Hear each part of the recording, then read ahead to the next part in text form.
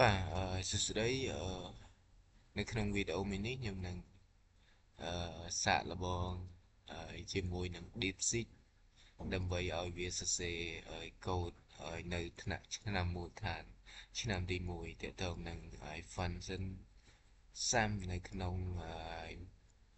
ភាសាកូដដែលមានឈ្មោះថា C++ Programming បាទអញ្ចឹងខ្ញុំសាកល្បងជាមួយនឹង DeepSeek ហើយ Chat GPT ក៏យើងអាចធ្វើបានដែរតែគាត់ថាវា limit ហើយឲ្យយើងទិញ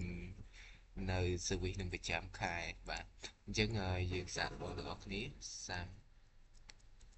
Sam function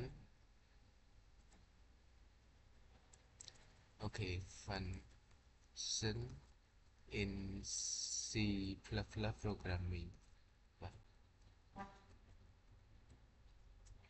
អូខេយើងចុច enter មកវាចាប់ផ្ដើមហើយ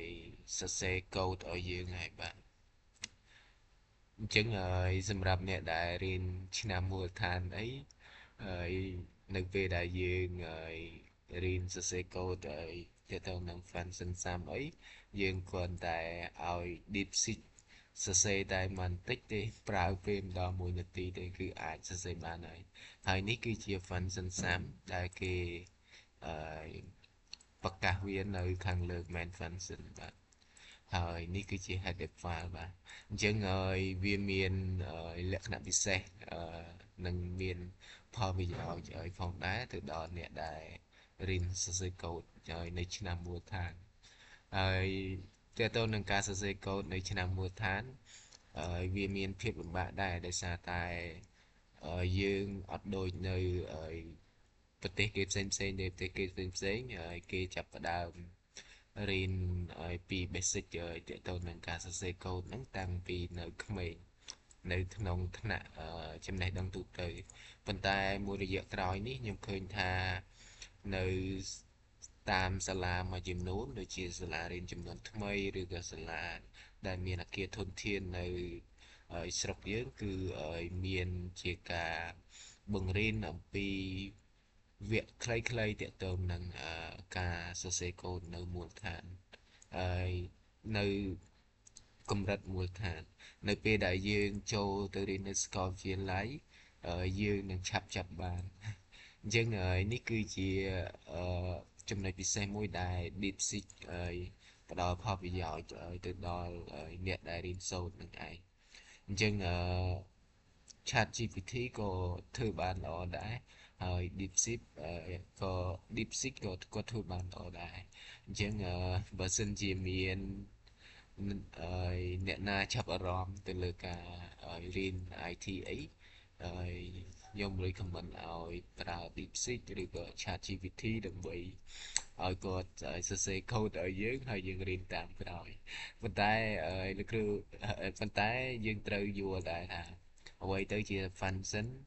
ដែលយើងបង្កើតឡើងហើយអ្វីទៅជា main function ហើយអ្វីទៅជា header file បានយើងមើល code ហ្នឹងទៅយល់អញ្ចឹងកូដប៉ុណ្ណឹងយើងអាចយកមកដោះស្រាយទៅលើការបូកលេខបានហើយយើងមិនបាច់បូកដោយប្រើដៃឬក៏គិតភ្លាមទេគឺយើងប្រើ ChatGPT ដើម្បីចងជាកូដបែបហ្នឹងឲ្យយើងមានភាពងាយស្រួលបាទអញ្ចឹងខ្ញុំមិនមានអីច្រើនទេគ្រាន់តែបង្ហាញអំពីលក្ខណៈពិសេសនៃ DeepSeek និង ChatGPT ដែលវាមានប្រយោជន៍សម្រាប់អឺសឹងថាគ្រប់វិស័យតែก่อนหน้าនេះខ្ញុំលើកឡើងពីអឺការសរសេរកូដនៅក្នុងវិស័យអឺបច្ចេកវិទ្យាទាក់ទងនឹងអ្នកដែលមានចំណាប់អារម្មណ៍រៀនទាក់ទងនឹងមុខជំនាញវិទ្យាសាស្ត្រកុំព្យូទ័របាទទាក់ទងនឹង programming បាទហើយអ្នកដែលរៀនមុខវិទ្យាសាស្ត្រកុំព្យូទ័រគឺយើងរៀនទៅលើ2ផ្នែកហើយផ្នែកទី1គឺទាក់ទងនឹងអឺ